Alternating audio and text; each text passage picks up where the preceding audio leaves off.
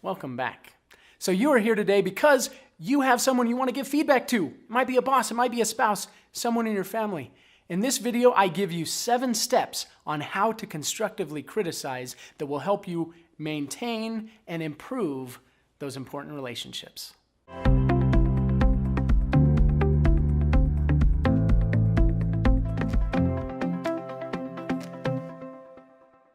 All right.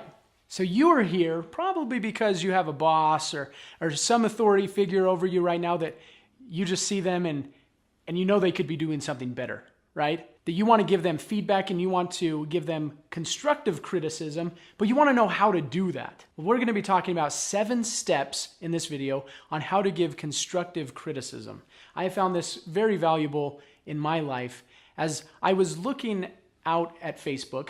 Facebook is a great place where people like to criticize people, right? And it's not very effective for the most part as I've been watching this. So as I've watched people criticize and critique authority figures, I started to ask the question, how can you give effective constructive criticism in a way that does not hurt the person, does not hurt yourself, but at times, as you're feeling, this feedback could be beneficial, right? So here's how to do it. The first step, when you have an experience happen where you're like, oh, I should give this person some feedback.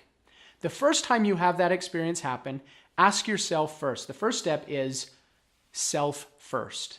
So look at yourself first. And with self first, what you do there is you look inward and you say, okay, is this about me or is this about them?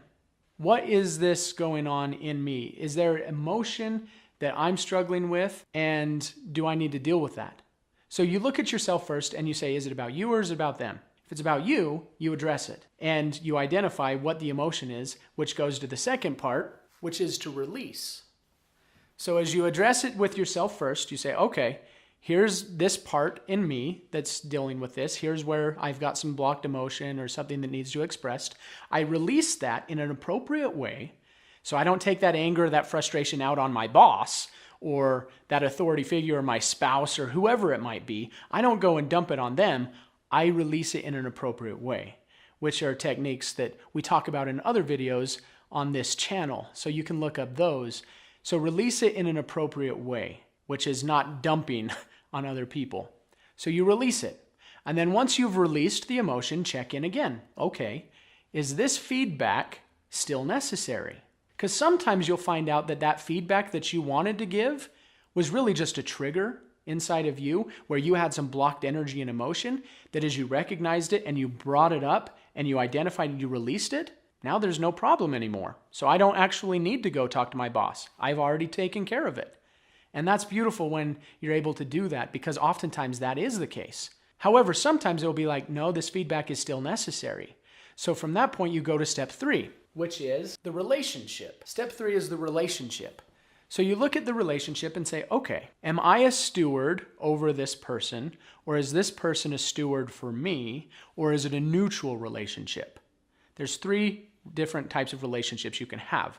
Steward is responsible or accountable for. So if I am responsible for my children, I become a steward for my children. I am the steward for them. Your boss is a steward over you. Your boss has authority and responsibility over you. And so recognize that relationship. If it's a coworker, they are most likely just on a neutral plane.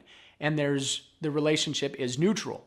So that is important to realize because if it's your boss, maybe it would not be helpful to share that because they told you to do something and you just reacted and you're like, I don't really want to deal with this. And so you had a reaction. And sometimes doing the release will solve that because I reacted to what they told me to do. And yet they had the right to tell me to do that. So recognize that stewardship. Your children, if they come to you and say, hey, you need to make us this for dinner, they don't really have that right to tell you what to do for them because you are the authority figure reaching out and the steward over them. So even if they tell you what to do, you still have that choice to do what you feel is in their best interest. So recognizing the relationship is huge. So noticing the relationship that this is your boss, is the feedback still necessary and how do I give it? Okay, yes, this feedback would still be beneficial even though they're my boss. Yes, I want to do that.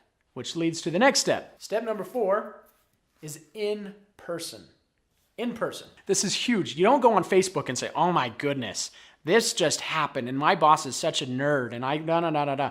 So don't do that. Don't text them and say, hey, by the way, you could have done this better. Ooh, that probably won't go over so well either.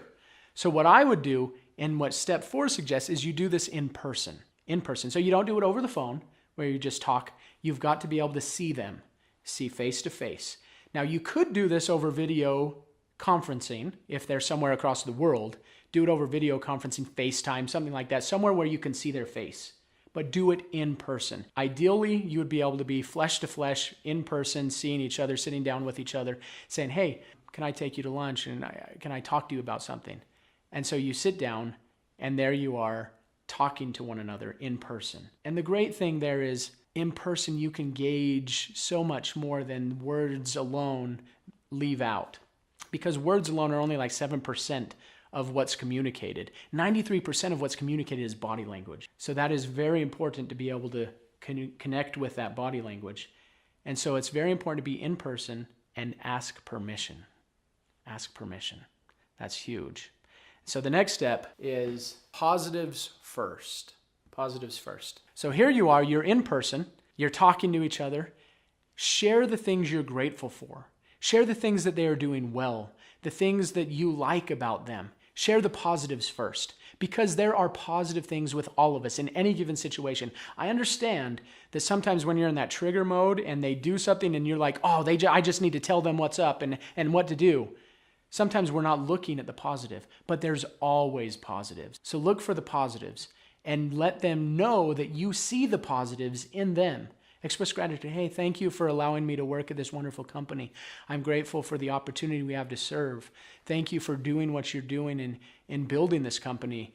And wherever that, express the positives. And then, and only after you express the positives, then the next step is to give the feedback. Here's where you give the feedback.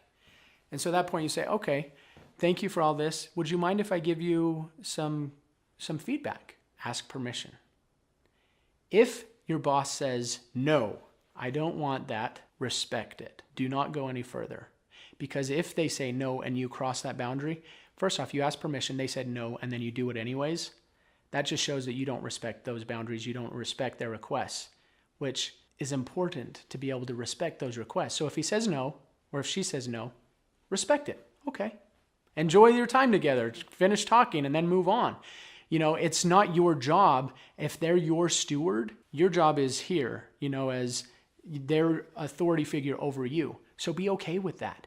And if you need to release some more and move forward. You get to choose to stay at that job. If you don't want to be there, you can move somewhere else. Okay. It's not your job to tell your boss necessarily what to do, especially if they don't want to hear it. Now, if they say, yes, I would like some feedback. And I guarantee you that if you follow these steps, they will be more likely than not open to receiving the feedback. The majority of the time, if not all the time, they will be open to receiving the feedback because you've done the work. You're doing this in an appropriate way. And they'll say, yeah, I'd be glad to hear some feedback. What do you have? And at that point, you can give the feedback. You give the feedback. And if they say, oh, that doesn't really work with me, that's fine. Or they might accept it and say, thank you for that feedback. That's really great insight. I appreciate that. And they take it in. That's beautiful. And then the next step is the positive reminder. So again, that's the feedback. And then thank you again for the good that you're doing. I appreciate you. I love being able to work in this area, and you're doing a great job. So that's reminding them of the positives. So positives, give them the feedback, give them the positives. I've heard it said, give them pie. Praise them for what they're doing. Instruct is the feedback, and then encourage. That, hey, you're doing a great job. Thank you. You can keep going. So give them the feedback and then remind them the positives. And then there's a bonus here. You don't have to do this, but you can. And the bonus is ask for and receive feedback yourself. Now, this is beautiful because if you are wanting to give feedback, the fact that you then sit down and say, hey, and do you have any feedback for me? Is there anything that I could do better? That's powerful because that shows that not only can you give, you can also receive, and you're looking to improve and do better. So these 7 steps with the 8 bonus step, I guarantee as you use these, you will see your relationships improve. And not only your relationships improve, but you will see effectiveness happen in those relationships as well. People will be more open. Now, this works with you talking to your boss, but it also works with you talking to people that you are stewards over. That's part of where you recognize the relationship, and if I'm a steward over them. Because sometimes if it's your children and they say, no, I don't want any feedback, Dad, guess what? You as their parent and authority figure, you as the steward over them, still have a right to give them the feedback, even if they say no, because of where it is. And it sometimes, depending on the situation, you don't even need to ask for permission. You just give them the feedback and the instruction. And that's helpful as well. Neutral is a little bit different because now we don't have I'm not a steward over you, you're not a steward over me. It's a neutral relationship, and it's open. If they're open to it, then great. If not, that's okay too. So I encourage you to live in love, to look at yourself first when you have feedback that you want to give to people, to release anything in you, and then to do it in person. Focus on the positives, give the feedback appropriately, and see how our relationships improve. Please don't do it on Facebook. Please, let's stop that and do it in person and love one another and see each other for the amazing miracles that we are, because we are all valuable, we are all worth it. And so let's do it in a constructive, positive way. So thank you for being here with me. If you enjoy the content below, go ahead and like it, subscribe to our channel, and I look forward to seeing you again soon.